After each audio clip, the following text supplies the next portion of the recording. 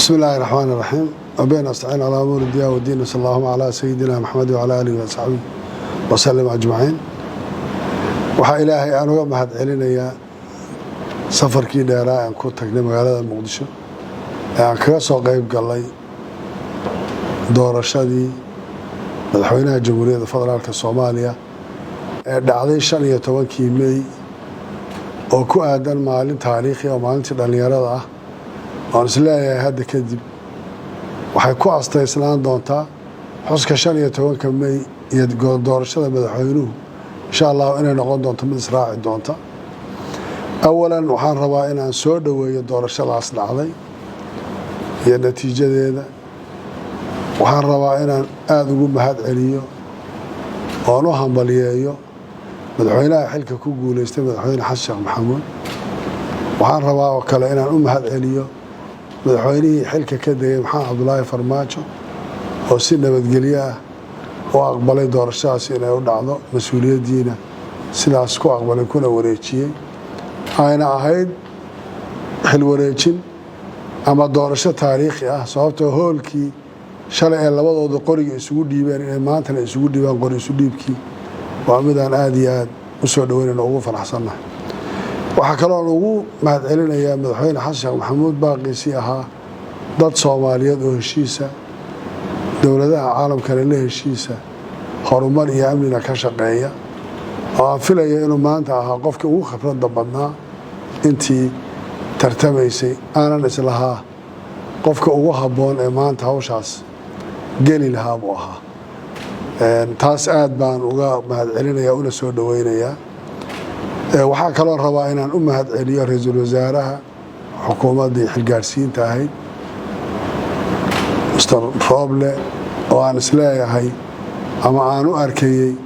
جهدي وبحيي إنه حامد آذي علص أو نفتي هراني ما ونكو جوليستي إن دار الشارع سعيد عضو السجا هي أنتي كو جرب سيسي أو هي جديدي دور شوينكو هي كدب مركي بارمان كلا صوص علي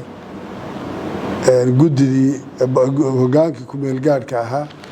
وهاي لبادي قفة وجود هذا وينه أو يقول الددشيء أنا مدير حتى سيجوجنا حلكة أي نقطتين الددشيان سوى أقول أخصها بدن دور الشرع يكون قبسوا من هذا يو يسوي ليش الهاين يقدون كلا دورتي أو على بعض قدوم يا برلمان عبد حاشي يقدوم يا شيخ هذا المذوبة أو يوم أن لا يهلا بعضي وصور شقيقي وتاريخ ودك كلها بيحاين وأنا سلاي سنة كان هذا ضد كمامل كصاج علي كل جود وضد هراء تاريخ اللي يقانه ولو كنت نقف أنا سلاي نقف كاسي ما الله بران دونا مسوا كل أيه دل وذا يقانه قف ولا صومالي ما أنت وقرنا يو متكستو إياه كم ذا إياه أد بنسوا دوينية وحن أد سوا دوينية وأن أبوغادين يا دور الشرع قبتين iyo siday u soo qabteen madaxda dawlad goboleedyada saaxiibaday oo anaguna ku jiro oo aan leeyahay waxay qaateen door shariif ah waxay wax walba ka hormariyeen doorashada inay qabsoonto waxay shaqo walba u joojiyeen in doorashada wax walba ay ka hormarto iyagana aad baan u soo dhaweynayaa madaxdaas dawlad goboleedyada waxaan la iloobaynin doorkii ay lahaayeen gudiyada doorashooyinku ama fiid ha noqoto ama gudiyada heer state ee siid ha noqoto waliba aan ku baaqayo madaxweynaha cusub iyo xukuumadda la dhisi doono iyo madaxda dawlad goboleedyaduba gudiyada doorashooyinku waxay ahaayeen gudiyo tadxiyo sameeyay naftooda horanimo sameeyay iyadoo ogtihiin inay nabadiidku gudiyo iska daayay ergooyinkii ay la hanjabayeen intaas culays u jiray inay garteen inay naftooda u huraan dalkooda waan oran karo waxay ahaayeen dad وعلى أضيقي سد بالبتكية كقريب قاطع حالة هذا ودن كوتشري كصوصاري سادنا دد وحنقول باقي من لحظة عن شيء إن اللي من دور كودي إن نقولين واحد مرة استعمال اللي يوجد بجودية ناس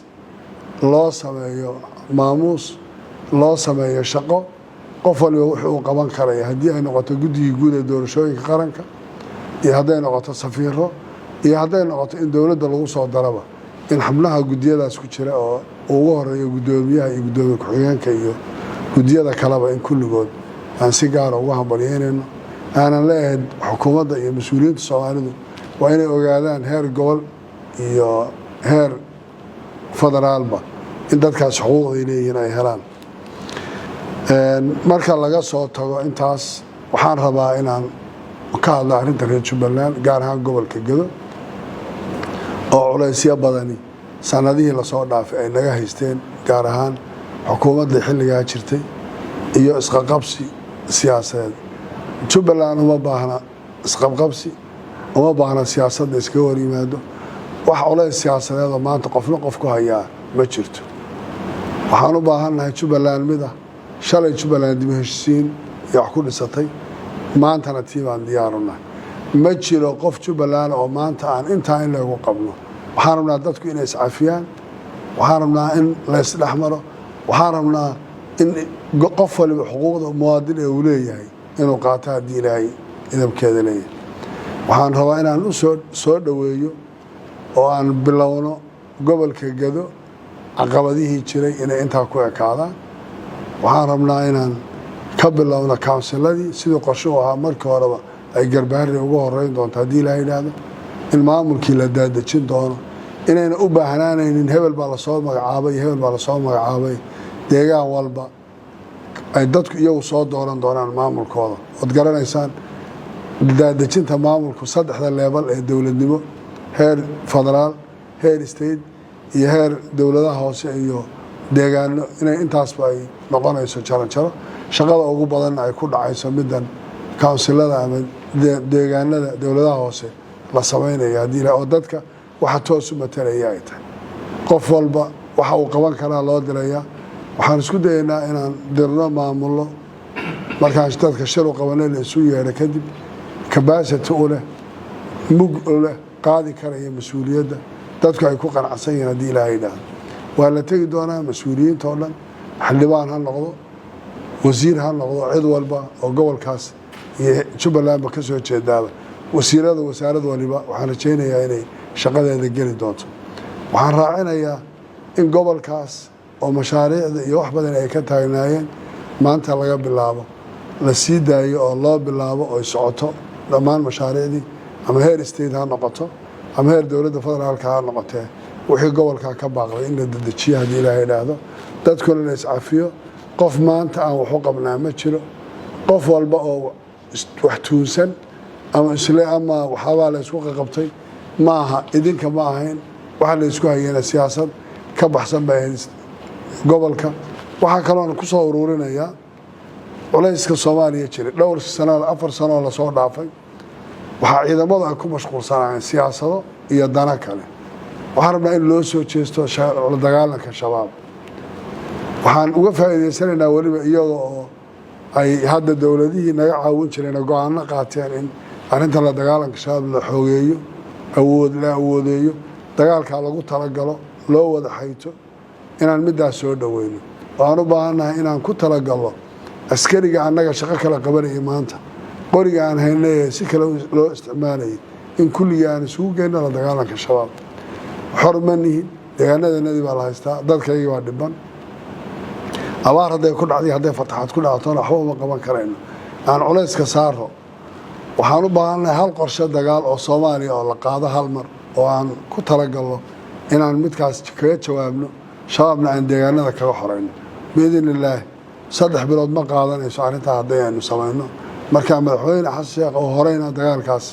qayb libax la uga qaatay garanaya wuxuu ahaa maanta ninka cusub aan ahayn waxaan aad ugu soo dhaweynayaa waana ka wada hadalay inay arrinta 1 iyo 2 iyo 3 u tahay in deegaanada la xoreeyo dhulka la isu wada furo shabaab si wada jira loola dagaalamo kaliya waxaan ku darayaa inuu noqdo mid qorshaysan oo hal mar la wada qaado kaasaana cadowga kaga faa'iideysan karaa waxaan aad iyo aad ugu bogaadinayaa dadka Soomaaliyeed dowladdaana in lala shaqeeyo waxa maanta inoo dhiman ay tahay inaan intaas kala uga sii dhawaano Jubbaland ay tahay horgal haddii ilaahay yidhaahdo waliba gogolaha ugu horeeyana iyadoo ay dhigi doonto aad baad u mahadsantihiin. Assalaamu calaykum waraxmatullaahi wabarakaatu.